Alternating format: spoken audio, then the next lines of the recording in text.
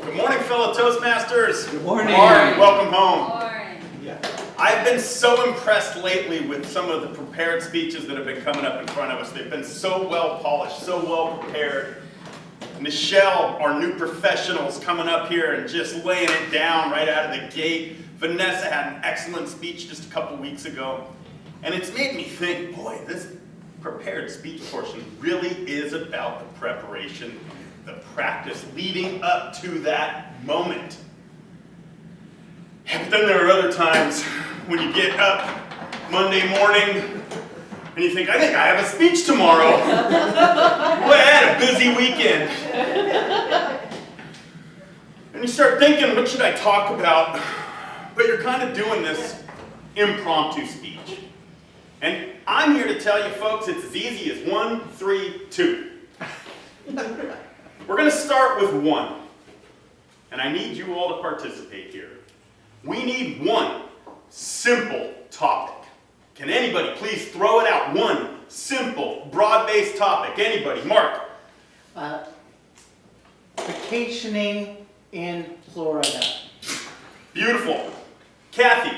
Let's do lunch. Let's do lunch. Let's go to the gym. Herb. Life. Life. Okay. And life. Of those, I'm going to go with the one I know best. I'm going to take Mark's vacationing in Florida. Okay, now we need 3. Now we need 3 main points to discuss. If I'm going on vacation in Florida, what are things I need to concern myself with? Dave. Packing. Packing. Christine. Itinerary. Itinerary. The food. The food. Where are we going to eat? That's the 3. The 1 simple, broad-based topic. The 3 main points we're going to talk about with that topic. And then 2. This is where it gets a little bit confusing. Because it actually is 2 transitions twice. 2 transitions twice. We need to transition from starting, which we need an introduction. We also need to transition to closing. We need a summary, finish, conclusion. That's 2 transitions. The second 2 transitions we need are between our first topic to our second topic of the 3 main ones, and we need a transition from second to third. I have noticed most effective speeches have their great introduction, then a pause to get into point 1. You don't need to transition often from your introduction to point 1. You can do it with a pause, and you can do the same thing to get to your summary. So you really only need to come up with 2 great transitions. So I'm going to ask Herb, can you help me, Herb? I need to transition from my packing to my itinerary. How could I do that? What words could I use in short language? Prepare a packing list.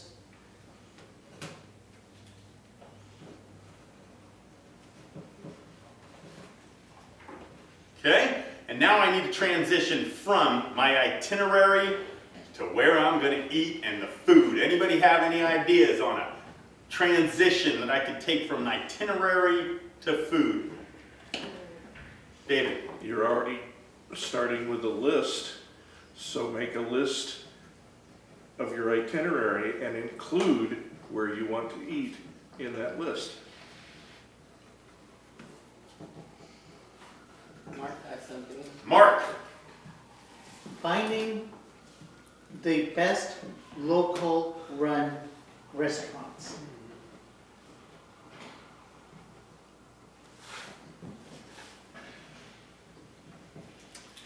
Yes, ma'am. Do not be afraid to go off the itinerary. Serendipity.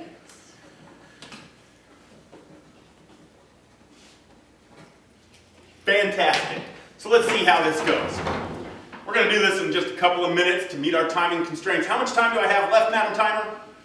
You're at 4:42. Thank you very much. As many of you know, my son moved to Florida to go to college. And so now I go to vacation in Florida. Now it takes a lot of effort to do that. You gotta pack up, you gotta do your itinerary, and you also need to find out where is the best food in the Florida area you're gonna go visit. This is important because this is your trip. If you don't have the right stuff, you don't have the right itinerary, and you're not eating the right food, it's not gonna be as good a trip as you were hoping. Now, the first point, packing. What are you gonna pack? Well, we're going to the beach. I always make sure I include, that's right, a swimsuit. Right? I'm also going to throw in there my wind wings. I inflate them and they go on my arms because when I'm in the ocean, I like to stay afloat. But I also have one other little thing. It's about this big, and it is a watch that goes on your wrist or your ankle. Usually your ankle, because that's in the water, and it actually emits a signal to get rid of sharks. And I'm going to make sure I have that packed with me as well. But once I've completed my packing list, I'm going to move on to scheduling another list and doing the itinerary. What are we going to be doing? Where are we going? Well, I'm going to be going to see my son. We're going to pick him up. We're going to head down to the beach. Then we're going to go out and we're going to do some sport fishing. Day 2, day 3, we're going to try to hit Walt Disney World. That's our itinerary. But going from there, I'm making these lists, and now I need to include where I'm going to eat. Let's think about that for a second. Do I want to go to Michelin star restaurants? Do I want fast food, the local stuff that only you can get right there? What kind of food are we looking for when we really break that down? It's not easy to make a decision on food. So I'm going to take my time, and I'm going to research the food available right near where we're going to be every time. And because it is a special vacation, I'm going to work on making sure that we're going to nice restaurants. This isn't a fast food trip. This is a treat. With all that said, I'm going to Florida. I'm going to prepare myself by packing, doing an itinerary, and of course, planning out everywhere I'm going to eat. And like I said, it's just as easy as 1, 3, 2. Mr. President.